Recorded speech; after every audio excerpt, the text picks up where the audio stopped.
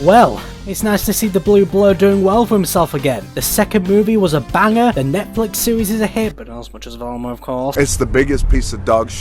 And Frontiers was bloody awesome. All this has rejuvenated my love for the Blue Blur, to the point where I couldn't resist going back and playing one of Sonic's best games, Sonic Generations. It's been one of my favourite games in general since it came out all that time ago. We had a deal, let the others grow old, not me! So naturally, I have a lot of experience with it. Most importantly, with the stages. So much that I wanted to shed some light on which stages are the best, in my opinion. I'm going to be making 2 separate videos on this subject, with this one covering the modern stages, the next video covering the classic ones. Considering that the modern and classics have 2 different playstyles, I figured it would be unfair to make the comparisons between the 2. With that said, today we've got 9 stages to blast through, so let's get on with it. Number 9, Planet Wisp. In other news, the sky's blue. You won't find too many people saying that this is their favourite stage in the game. For good reason. Don't get me wrong, the start of the level is pretty good. Travelling through the Wisp's jungle-like planet,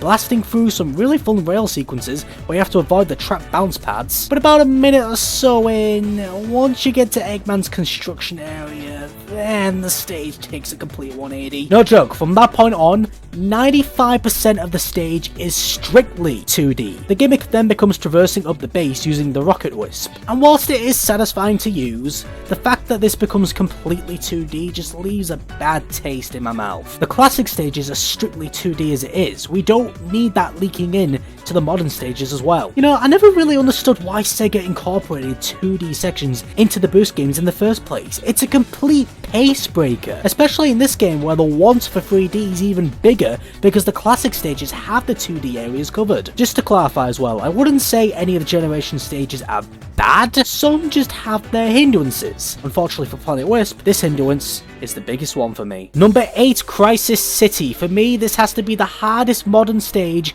in the game. I mean, you'd probably expect that from a stage called Crisis City. So what, I put this stage this low on the list because of the difficulty? No, not at all. I'd say the main reason for it is because the stage kind of works more as a platformer than a Boost stage. Instead of the high-speed action the Boost games are known for, a good chunk of the stage is about traversing the danger around you, jumping over lava, stomping onto pillars to get to the next platform before they shoot back up again. It's definitely more of a calculated experience where you've got to be twice as careful due to nearly everything being a threat to you. I just can't for the life of me finish this stage without some type of debris hitting me. It doesn't matter how quick I go, how slow I go, what path I take at the end, 90% of the time I'm getting hit here. And I honestly don't feel like it's my fault. I'm sure there's some strategy to this, but whatever it is, I just haven't found it. And because I haven't, this is another big hindrance for me, hence why it's this low on the list. Sky Sanctuary. This stage's placement is a prime example of how hard it was to actually make this list in the first place, because when I first started thinking about making this video, I was expecting this stage to be in the top 3, so why isn't it? Well, I just enjoyed the 6th after this much more. You don't say! There's some good stuff here, speeding through the chamber corridor, using the portal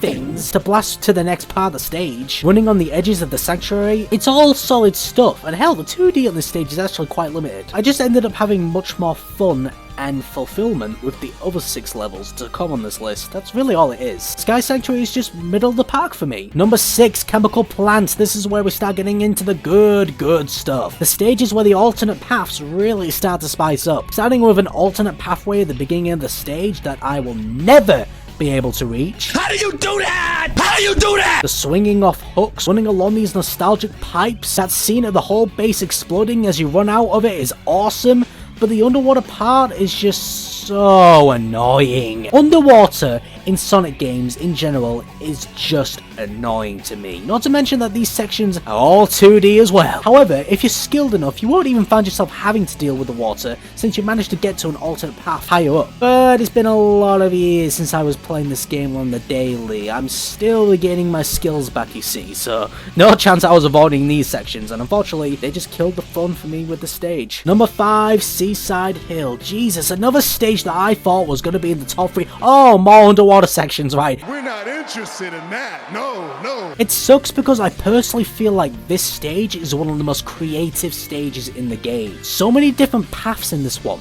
The different paths for climbing the early structures, running on the pillars above the beach or dashing through the water, having the choice between using the car or traversing for the turtles, both on Sonic Heroes, as well as Ocean Palace being mixed into this as well. It's awesome, but the underwater sections, again, if you're skilled enough, you won't even have to deal with this. I'm not at that level anymore. Once again, a pace breaker. The last thing I want in my Sonic Boost games is to have my pace neutralized. Number 4, Rooftop Run. We're into the S-Class stages now, the ones where speed truly is the main factor. Nothing screams that more than Rooftop Run. Well, that and the other 3 after this. You don't say! Starting at the very beginning, where you're grinding on that ramp and jumping through the rings before homing through the balloons and avoiding the axes, before avoiding the spike balls coming from Eggman's ship, running to the top of a clock tower whilst having lasers come at you, keeping high on the rooftops. You don't. That's enough out of you! To reach the marketplace as quick as possible before speeding through that, homing attacking balloons to get to the other side of the city before speeding through a huge spike trap, and ending off with an awesome chase for Eggman's ship, destroying the laser drones with the ground troops using your boosts. This represents the original Rooftop Run from Unleashed very well, which it needed to, because that is the S-Class example of how quick boost Sonic gameplay can truly be, and this stage was no exception to that. Number 3, Green Hill Zone. It's gaming knowledge 101 that the opening stage needs to be a banner to set the tone for the rest of the game, and as the first modern stage in this game, it smashes it out the park. Come on guys, it's Green Hill, of course it's going to impress. It should be in every Sonic game. Hell, there should be multiple versions of it just so we can have even more amazing moments in this amazing, underused Sonic area.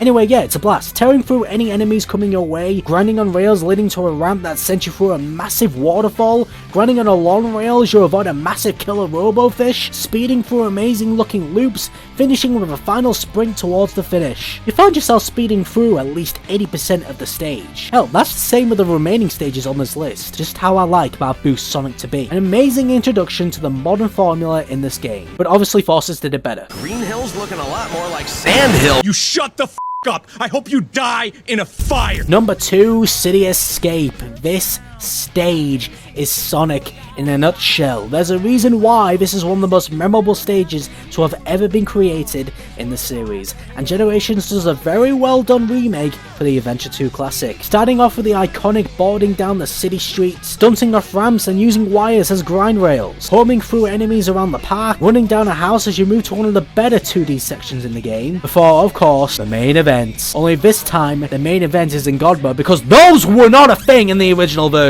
Charging through the streets with your boost as you get chased by the iconic gun truck, which now has damn booster rockets on its back because why not? Before it crashes and explodes in an awesome final scene as you land into the gold ring. Bloody brilliant this is. High octane boost Sonic action. It's all I've ever wanted. But I'm not done yet! Speed Highway. Yeah, this is number 1. Guys, it shouldn't be that surprising. It has Speed in the name. That's Sonic's whole thing. I love this stage. From the very beginning, things start off strong. Let me pull out the menu for you. How would you like to start your time on this stage? Take the regular road, jump to reach the grind rail above, or jump and hang on the damn helicopter? Already, so much replayability given to you in what, the first 1 or 2 seconds of the stage? After this, you'll make your way through one of the city skyscrapers, smash through one of the windows, and hey, if you missed the helicopter before, here it is now. Oh no, but the police are after you! We gotta move fast! And if the gun truck section isn't the most iconic moment in the adventure area, it's gotta be running down the skyscraper